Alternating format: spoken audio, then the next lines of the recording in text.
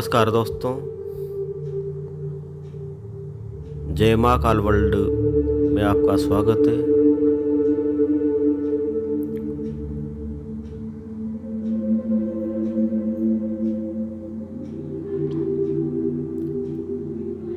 हमने ईश्वर तो है,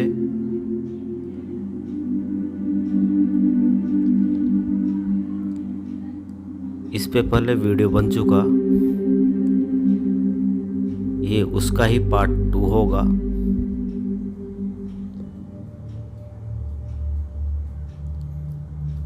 ईश्वर को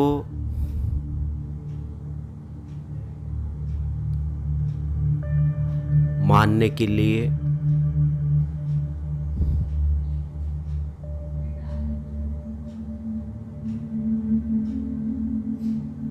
सच्ची श्रद्धा का होना जरूरी है।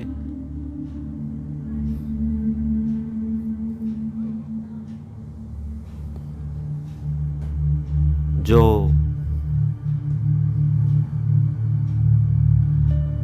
रामायण में एक चौपाई आती है कि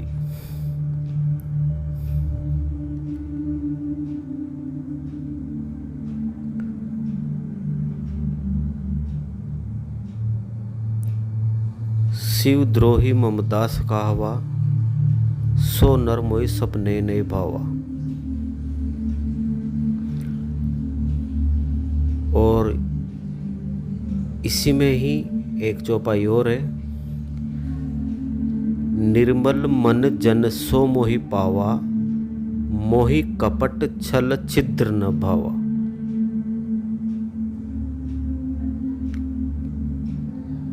भगवान राम कहते हैं इसमें, निर्मल मन मतलब जिसका मन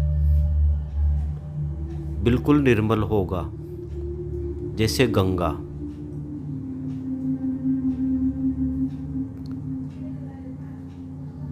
और निर्मल मन कब होगा?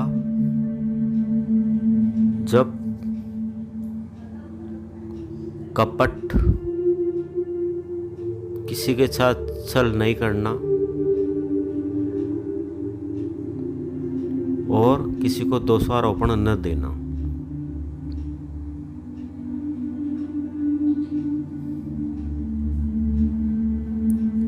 दोस्तों, ईश्वर तो है,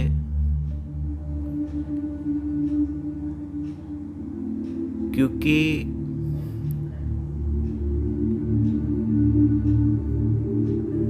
धरती पे जब किसी भी बीज को जब इंसान डालता है, किसान के रूप में मान लो, जो किसान है, जो भी खेती करते हैं, वो किसी भी बीज को धरती पे डालते हैं, तो वो स्वयं ही बीज, आप गेहूं का मान सकते हो या ज्वार का मान सकते हो, किसी का भी, तो धरती में से वो अंकुरित होकर बाहर निकलता है। आखिर क्यों?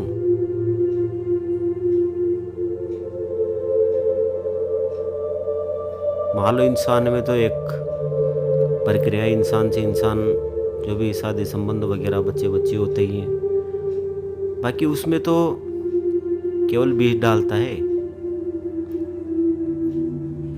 फिर उसी का गेहूं का फेड बन जाता है। मान लो गेहूं प्राप्त होते हैं, एक गेहूं के बहुत सारे अपन को गेहूं मिलते हो अभी रिटर्न में, तो उस प्रक्रिया को कौन पूरी करता है? फिर कोई तो है।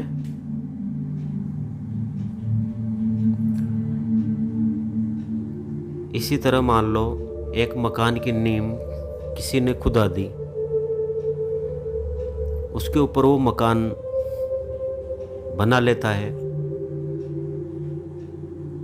उसके हिसाब से 1 मंजिल, 2 मंजिल, 3 मंजिल, 10 मंजिल, तो नींव कहाँ टिकी हुई है?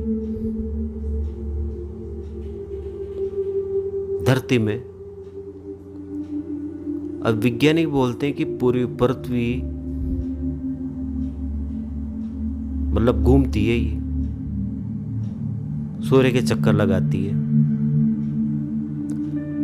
तो अगर पृथ्वी घूम रही है, मान लो पूरी पृथ्वी घूम रही है, तो किसके ऊपर घूम रही है? कोई तो है।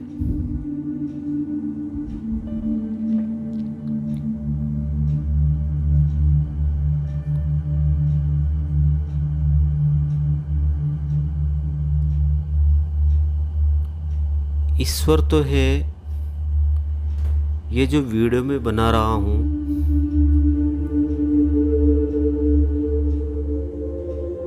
इसका प्रयोजन एक ही है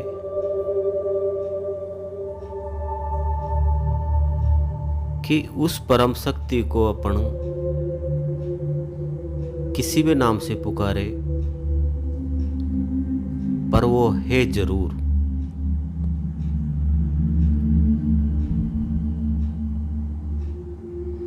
अभी जैसे नवरात्रा के टाइम पे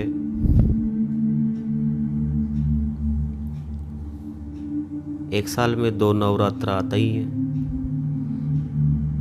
तो उसमें अलग अलग देवी देवताओं की पूजा करते हैं सब।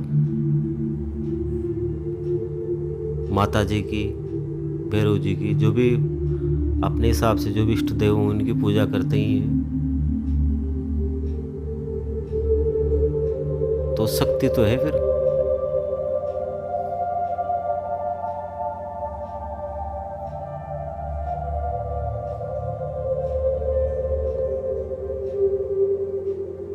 दोस्तों, इस दुनिया में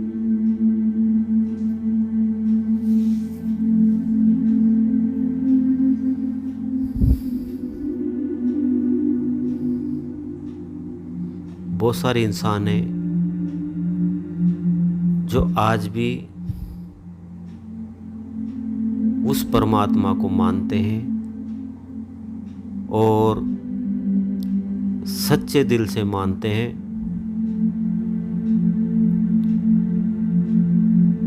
अपन खुद का प्रैक्टिकल कर लेते हैं अपने शरीर पे। अपन आए कहाँ से और जाएंगे कहाँ? भाई आए कहाँ से थे? कोई बता सकता है कि भाई काम में तो आप पिछले जन्म में वहाँ से आया था, या अब इसके बाद वहाँ जाऊँगा? तो ये रहस्य है। इसको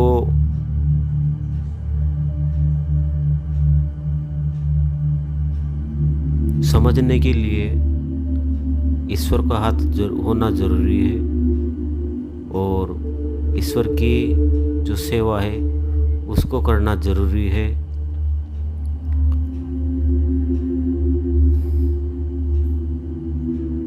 क्योंकि बड़े बड़े संत महात्मा हो चुके, बड़े बड़े महापुरुष हो चुके,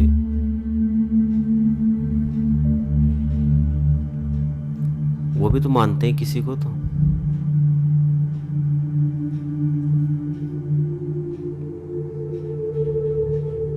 फिर हम सब कौन सी दुनिया में जी रहे हैं? मतलब जो अपने पूर्वज थे या महापुरुष थे,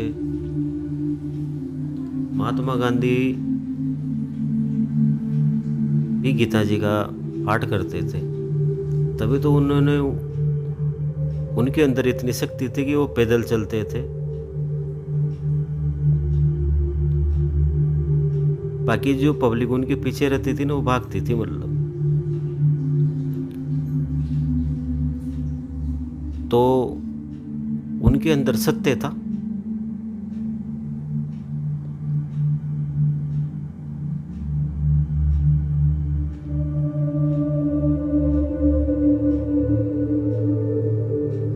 तो आज भी जो भारतीय मुद्रा है, जो नोट है,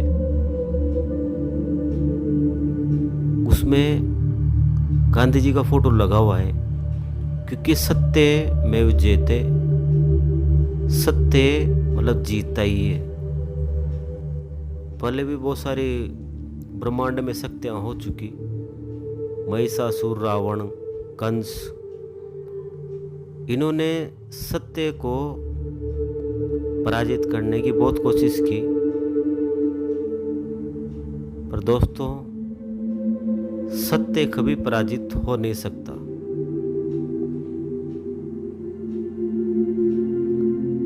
महात्मा गांधी ने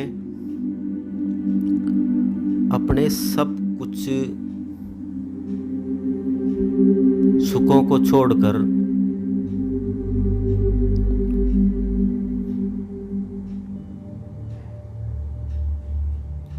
अंग्रेजों को भारत से भगाने का दृढ़ संकल्प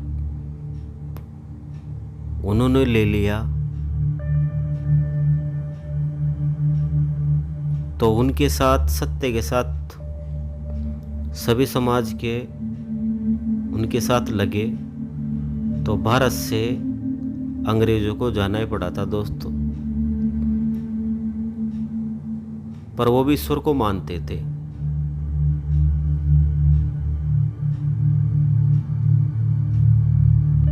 जब उनको भी नाथूराम गोडसे ने गोली मारी थी, तो हे राम ही निकला था उनके मुंह से।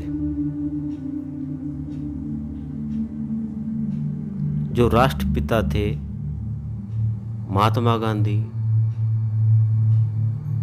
जब वो ईश्वर को मानते थे, तो हम भी सब उसमें भारत में रह रहे हैं। अपने अपने हिसाब से जो भी जिसको मानता है वो मानता ही है, बाकी मानना चाहिए। बाकी ईश्वर तो है। ये प्रैक्टिकल अनुभव, बहुत सारे चमत्कार भी देख चुकी दुनिया, और बहुत सारे इंसान हैं जिनके साथ ऐसे चमत्कार हुए होंगे, जो ईश्वर को मानने लग जाते, चमत्कार होते हैं। बस उस परम शक्ति को सच्ची श्रद्धा से और आत्मिक प्रेम से नमन करता हूँ मैं, और प्रार्थना करता हूँ कि अपनी दया हमेशा बनाए रखें और सबको अपने अपने कर्मों के हिसाब से फल दे।